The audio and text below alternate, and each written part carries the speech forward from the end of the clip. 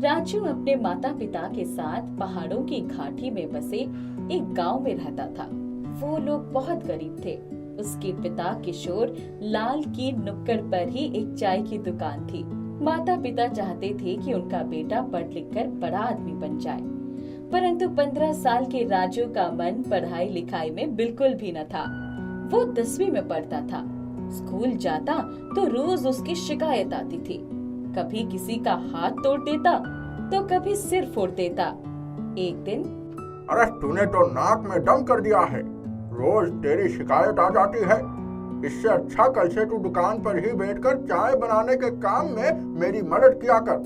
पिताजी, मैं क्या करूं? जा, ये चाय के बर्तन धो कर ले आ।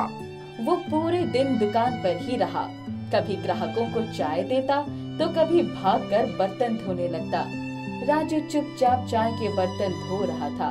तभी उसके स्कूल की छुट्टी हो गई और सारे बच्चे झुंड बनाकर उसी सड़क से निकल रहे थे। सब उसका मजाक बनाने लगे। अरे वो देखो, चाय के बर्तन धो रहा है। पढ़ाई लिखाई तो करना नहीं है, ये इसी लायक है।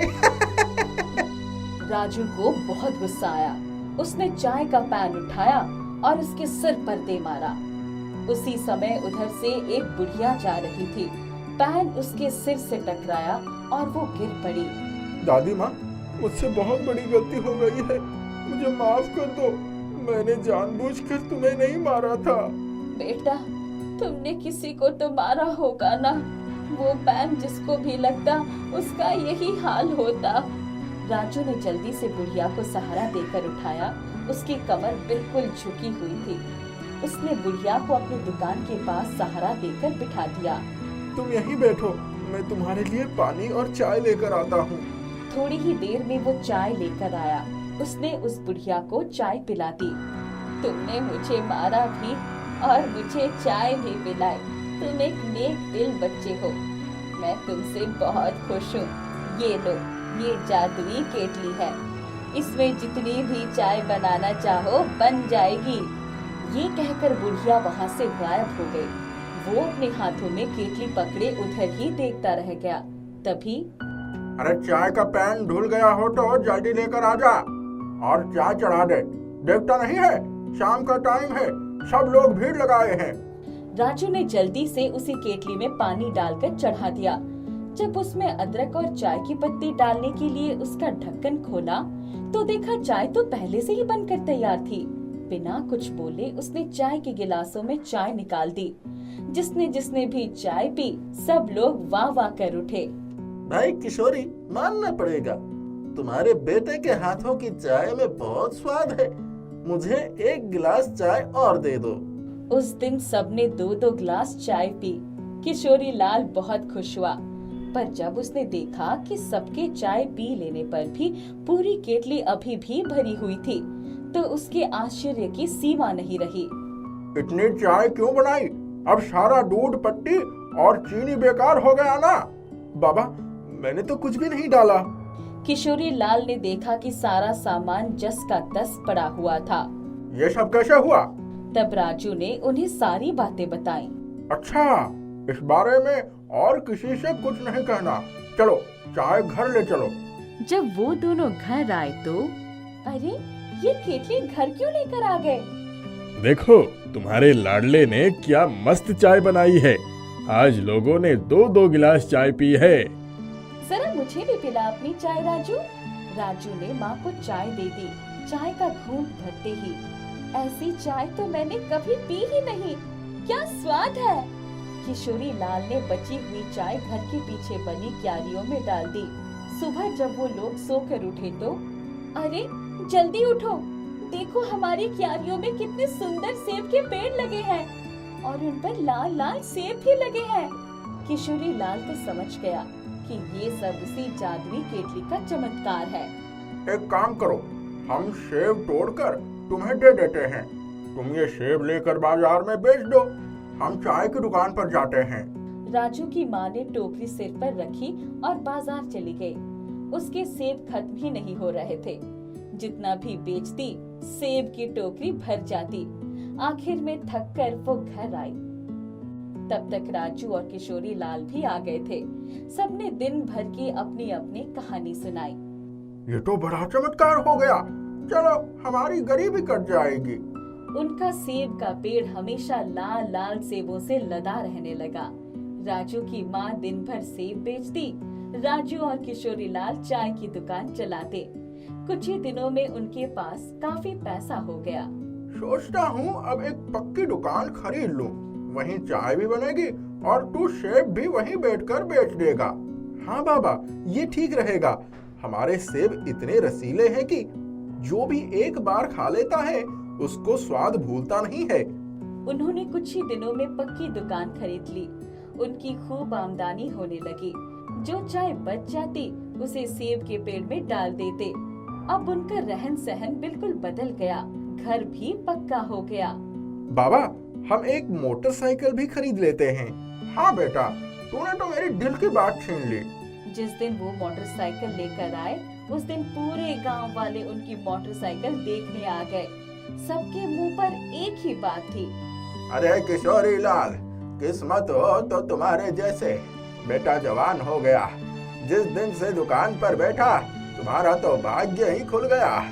सब आप लोगों का आशीर्वाद है भाई जी। बेटा आप लोगों के बच्चों की तरह पढ़ लिख तो ना सका, पर दुकान संभाल ली। राजू झटपट मिठाई लेकर आया। उसने सबको बांट दिया। उनकी बहुत तरक्की होती देखकर मुन्ना ईर्ष्या से जल उठा। बार बार मोटरसाइकिल के चारों तरफ घूमने लगा। कितने की है रे राजू तेरी मोटरसाइकिल? 25,000। कहते हैं जब अचानक पैसा आ जाता है तो आदमी का दिमाग चढ़ जाता है। तुम कहना क्या चाहते हो? मुन्ना, हमारे पास मेहनत का पैसा है, अचानक नहीं आ गया। इसके बाद राजू अपनी दुकान पर बैठे बैठे ही पढ़ाई भी करता। उसका गुस्सा भी बहुत कम हो गया था। एक दिन जब वो दुकान पर बैठा था तब बहुत भीड़ थी। मुन्ना आया और मुझे तो लगता है ये लोग अपनी चाय में कुछ नशे की चीज मिलाते हैं। लोगों को इसीलिए चाय पीने की आदत पड़ गई है। एक दो लोगों ने उसकी हाँ में हाँ मिलाई। धीरे धीरे बात फैल गई। कई दिनों तक वो दुकान पर आकर ऐसे ही बातें बोलते। धीरे धीरे उनकी दुकान पर लोगों का आना कम होने लगा। एक दिन ऐसा भी आया कि उनकी दुकान पर चाय पीने कोई नहीं आया। तुम्हारे दोस्त झूठी अफवाह फैला रहे हैं, हमारी दुकान बंद ही करवा देंगे। बाबा, आप चिंता मत करिए, सब ठीक हो जाएगा। राजू एक दिन दुकान पर बैठा था। उस दिन बहुत ठंड थी। तभी वही बुढ़िया कांपते हुए आई। आओ दादी, बड़े दिनों बाद आई हो, पहले चलकर चाय पी लो, कुछ गर्मी आ जाएगी। राजू ने जैसे ही उसको चाय पिलाई उसकी झुकी हुई कमर बिल्कुल सीधी हो गई। अरे इस चाय में जरूर तुम कुछ मिलाते हो। देखो सब लोग, मैं तो ठीक हो गई। सालों से मेरी कमर झुकी हुई थी। किशोरी लाल की दुकान पर भीड़ लग गई। सबने सोचा ये तो पागल हो गई। उस बुढ़िया को देखने के लिए जितने भी लोग खड़े थे, ठंड की वजह से सबने चाय मांगकर पी। तभी अरे मेरे कान में दर्द था, मैं तो वैद्य जी के पास दवा लेने जा रहा था, लेकिन चाय पीते ही ठीक हो गया। सब लोग आश्चर्यचकित हो गए। उस घटना के बाद किशोरी लाल की दुकान फिर से चल पड़ी। राजू भागते हुए बुढ़िया के पास गया। दादी, तुम कौन हो? सच सच बताओ। तेरा काम हो गया ना, जा आम खा। पेड़ गिनने की जरूरत नहीं है, गिनना है तो अपने पेड़ों के सेब गिन। इतना कहकर बुढ़िया फिर गायब हो गई। उसके बाद राजू ने 10वीं की परीक्षा दी। वो बहुत अच्छे नंबरों से पास हुआ। उसने आगे की पढ़ाई भी पूरी कर ली। उनके पास अब धन दौलत की कमी न थी। उसने बड़े होकर सेब का बगीचा खरीद लिया और सेब का व्यापार कर लिया। जहाँ हाथ डालता वहाँ सोना बरसने लगता। इसलिए कहते हैं, दान दुखियों की सेवा में ही भगवान बसते हैं। मीनू और उसकी माँ पार्वती बहुत गरीबी का जीवन बिता रहे थे। माँ बड़ी बड़ी इमारतों में ईंटें गारे ढोने का काम करती थी। कुछ दिनों पहले ही वह गिर पड़ी और उनके पैरों में मोच आ गई। घर में जो कुछ था खत्म हो चुका था। माँ, आज हम क्या खाएंगे? उसकी माँ लंगड़ाते हुए उठी और आटे का बर्तन झाड़कर मीनू को दिया। उसने 4 रोटियां बनाई। जैसे ही खाने बैठी तभी एक फकीर की आवाज आई। कुछ खाने को दे दो, बहुत भूखा हूँ। माँ, फकीर को क्या दूं? मेरी 2 रोटी ले जाकर दे दो और तुम अपनी 2 रोटियां खा लो। मीनू ने 2 रोटियां अचार के साथ फकीर को ले जाकर दे दी। फकीर ने रोटियां खा ली और बोला, बच्चा, तेरा भंडार भरा रहे। बाबा, ये आखिरी रोटियां थी, भंडार कहाँ से भरा रहेगा? अरे बेटी, तेरे बिछौने के नीचे एक पर्स पड़ा है, उसमें पैसे भरे हैं। क्यों परेशान हो रही है? बाबा, आप यहीं रुकना, मैं अभी आई। मीनू भागकर बिछौने के नीचे देखती है तो वहाँ वाकई में एक पर्स नोटों की गड्डी से भरा रहता है। बाबा ने सच कहा था माँ, ये देखो। क्या है? क्यों इतना चिल्ला रही हो मीनू? मीनू भागकर बाहर जाती है तो बाबा जा चुके थे। माँ, बाबा को कैसे पता कि हमारे बिछौने के नीचे एक पर्स पैसों से भरा पड़ा है? पता नहीं बेटी, ये तो हमें भी नहीं पता। चल पैसे गिन कर देख। माँ, इसमें तो पूरे 2000 रुपए हैं। तो जा, बाजार से जाकर आटा, दाल, चावल, आलू, प्याज और एक सब्जी लेकर आ जा। भरपेट खाना खाएंगे, भला हो इस फकीर बाबा का। मीनू बाजार से सारा सामान खरीद कर ले आती है। फिर माँ की दर्द की गोलियां खरीदने के लिए पर्स खोलती है तो हैरान हो जाती है। उसमें 2000 रुपए अभी भी रखे थे। माँ, मैंने कितना सामान खरीद लिया, फिर भी ये पैसे जस के तस रखे हैं। क्या कह रही है तू? ला मुझे दे पर्स। वो खुद पैसे गिनने लगती है। फिर कहती है, अच्छा चल, मेरी सहायता कर, कुछ खाने को बना लेती हूँ। माँ, मैं बना देती हूँ, तू आराम कर। आज तो मैं बहुत खुश हूँ। हाँ, आज मैं किसी अच्छे डॉक्टर के पास तुझे लेकर तेरा पैर भी दिखा देती हूँ। ये बहुत तकलीफ दे रहा है। मीनू खाना बनाती है। खाकर दोनों आराम करते हैं। फिर शाम को डॉक्टर के पास जाते हैं। ये पत्ता 10 गोलियों का आएगा, लेकिन 2-4 गोलियां खाते ही पैर ठीक हो जाएगा। इंजेक्शन लगा देता हूँ, थोड़ा जल्दी आराम आ जाएगा। कितनी फीस हुई डॉक्टर साहब? 150 रुपए दे दो। मीनू ने पैसे निकालकर दे दिए। उसके बाद दुकान से दवा भी ले ली और घर आकर पर्स खोला। माँ, इसमें तो पूरे 2000 रुपए अभी भी बचे हैं। चल बेटी, हमारे साथ ये जादुई पर्स उसी फकीर के आशीर्वाद से आया है। हम भी इसके पैसे किसी नेक काम में ही लगाएंगे। हाँ माँ, तू ठीक कह रही है। दोनों माँ बेटी घर आ गईं। सुबह जब मीनू सोकर उठी तो देखा माँ का पैर एक बार दवा खाते ही ठीक हो गया। वह ठीक से चल पा रही थी। माँ, तुझे नहीं लगता कि तेरे पैरों के ठीक होने के पीछे दवा का असर कम और पर्स का जादू अधिक है? हाँ, मैं भी यही सोच रही हूँ। अभी वो दोनों बातें ही कर रही थी, तभी उसकी माँ ने कहा, मीनू, जरा पास की दुकान से दूध लेकर आ, खीर बनाते हैं। थोड़ा बादाम और किशमिश भी ले आना, पहले भोग लगाएंगे और फिर हम खाएंगे। मीनू ने पर्स से पैसे निकाले और दुकान की तरफ जाने लगी। जब वो दूध लेकर वापस आ रही थी, तब उसने देखा कि उसके घर के पास 2 बच्चे खड़े होकर रो रहे थे। क्या हुआ? क्यों रो रहे हो तुम लोग? क्या चाहिए तुम्हें? दीदी, हमारी माँ हमें छोड़कर चली गई। हम कहाँ जाएंगे समझ में नहीं आ रहा है। कहाँ गई तुम्हारी माँ? उसने कहा था कि तुम लोग यहीं बैठो, मैं अभी कुछ खाने पीने के लिए लेकर आती हूँ, पर पूरी रात बीत गई, वो अभी तक नहीं आई। मीनू को उन बच्चों पर बहुत दया आई। उसने कहा, क्या नाम है तुम्हारा? मेरा नाम भोलू है और इसका नाम गोलू है। अच्छा, तुम लोग मेरे साथ आओ। दोनों को लेकर घर आई और अपनी माँ से बताया। बहुत अच्छा किया जो तुम इन बच्चों को घर ले आई, वरना बच्चे चुराने वाले इनके हाथ पैर तोड़कर भीख मंगवाते। भोलू और गोलू, तुम लोग पहले कुछ खा लो, फिर हम तुम्हारी माँ को ढूंढने जाएंगे। मीनू और उसकी माँ ने खीर पूरी बनाई, भगवान को भोग लगाया और फिर सबने खीर और पूरियां खूब मन से खाईं। दीदी, हमने इतना अच्छा और इतना सारा खाना शायद पहली बार खाया है, इसलिए हमें बहुत नींद आ रही है। अच्छा चलो तुम दोनों सो जाओ। जब भोलू और गोलू सो गए, मीनू एक काम करते हैं, हम अनाथ बच्चों को अपने पास रखेंगे और उन्हें भर पेट भोजन करवाएंगे।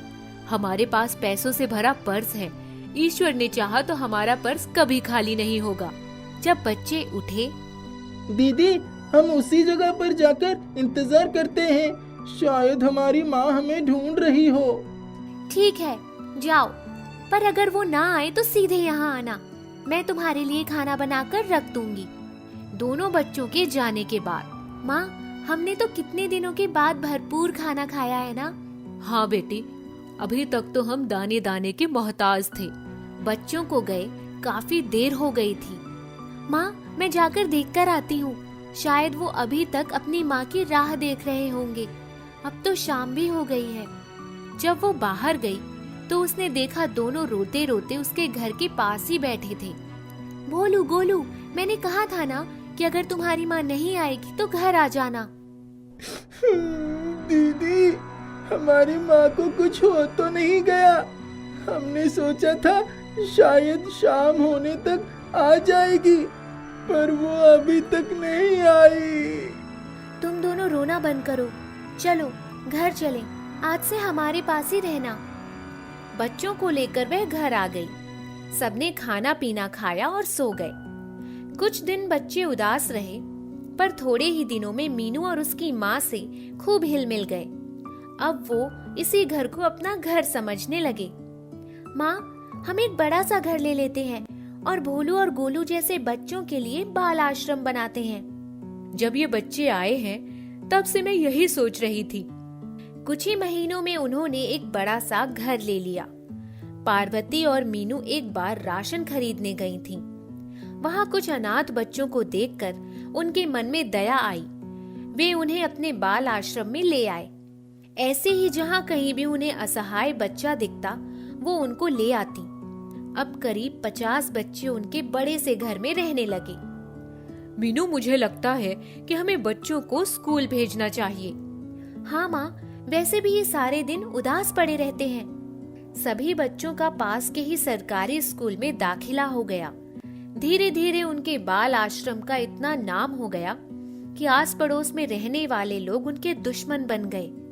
एक दिन उनके पड़ोस की ही एक औरत पुलिस साथ लेकर आई और उनके बाल आश्रम का फाटक जोर जोर से खटखटाना शुरू किया।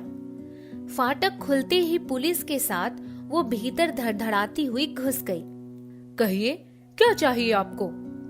बच्चों को चुरा कर कहाँ रखा है? निकालो सबको बाहर। आइए आप खुद ही देख लीजिए। पुलिस वाले जब अंदर गए तो उन्होंने पूरे घर की तलाशी ली, पर कुछ न मिला। बल्कि देखा सब बच्चे अपनी टेबल कुर्सियों पर बैठे पढ़ रहे हैं। आपने तो रिपोर्ट लिखवाई थी कि यहाँ बच्चों से गलत काम करवाया जाता है, उनको नशे की दवाएं खिलाई जाती है, वो ड्रग्स बेचने का काम करते हैं। अब मैंने तो यही सुना था। झूठी रिपोर्ट लिखवाने के जुर्म में अब आपको ही अरेस्ट करना पड़ेगा। चलिए यहाँ से। कुछ सालों में मीनू की शादी हो गई। उसके पति अजय ने आकर पूरा बाल आश्रम संभाल लिया। अब सरकार भी उनके बाल आश्रम को अनुदान देने लगी। जादुई पर्स ने उनका पूरा जीवन बदल दिया।